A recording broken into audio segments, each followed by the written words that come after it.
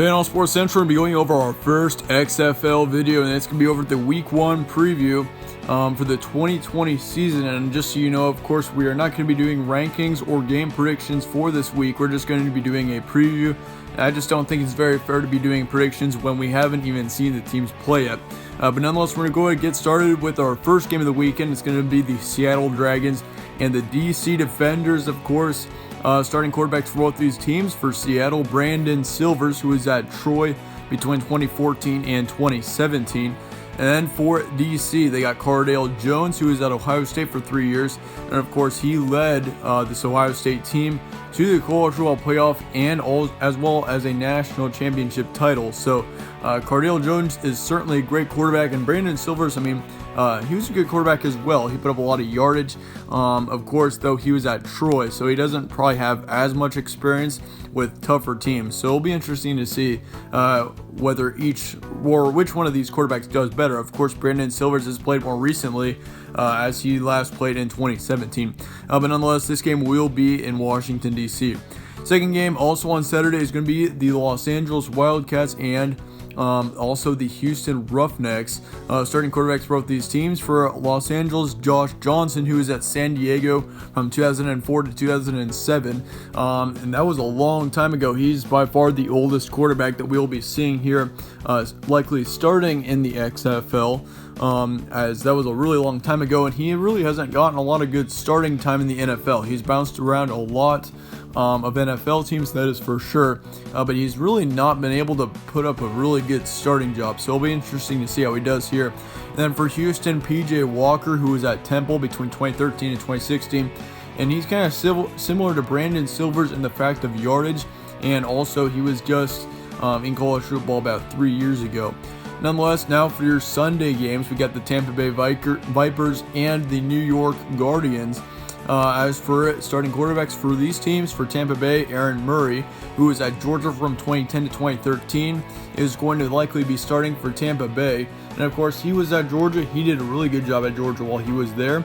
And of course, that once again, though, that was a long time ago, so it's really tough to tell whether he's going to still be able to do as well as he did that amount of years ago. But nonetheless, he put up over 13,000 yards over his 4-year career at Georgia. He started all 4 of his years, so of course he's got a lot of experience that is going to be very useful coming into this game, or going into the season for that matter. As for New York, they got Matt McGloin, who is at Penn State from 2009 to 2012. So both these quarterbacks played right around the same point in time. Well, they were both in college football. And as for Matt McGloin, he put up just over 6,000 yards in his college career at Penn State. He started for just about 3 seasons, from his sophomore to senior seasons.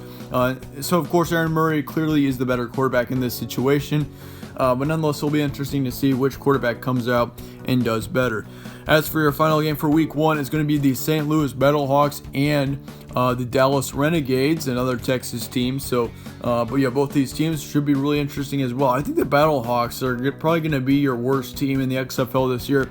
Just looking off of like the rosters themselves, really there is not a lot of big time names on this BATTLEHAWKS team going into this season. So yeah, it'll be interesting to see what happens there. But as for Dallas, I think they'll be one of the better teams. Of course, they've got Landry Jones, who played from 2009 to 2012.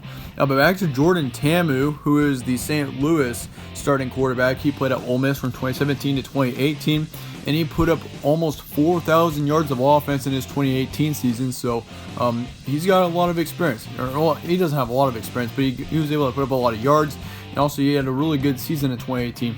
In 2017, he put up just right around 2,000 yards through 7 games that he played, as well as 11 touchdowns and 4 interceptions. So overall, Jordan Ta'amu being probably one of the more experienced, or no, not more experienced, one of the younger quarterbacks that we'll be seeing in the XFL.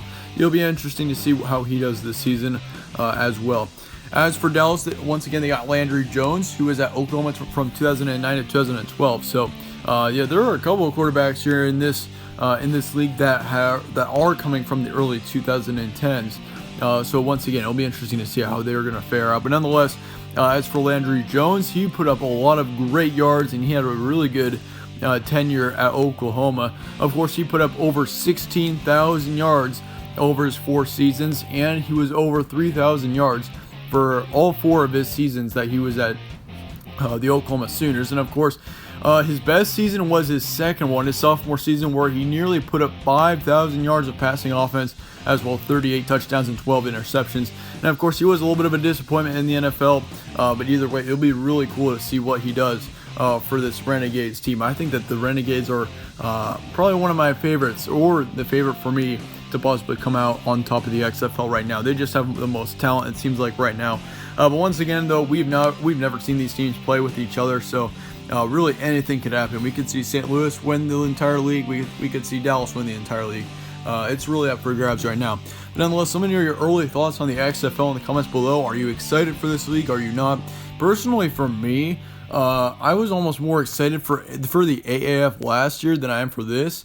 But it'll still be really interesting to see what all goes on here, of course. It looks like this will go on for an entire season as opposed to the AAF, because it's all contracted in for an entire season. But nonetheless, though, let me know your thoughts on the XFL in the comments below. Let me know which team you're rooting for, which player you're rooting for. Just let me know in the comments below. Thank you guys all for watching once again. Stay tuned for more from All Sports Central, and I will see you all later.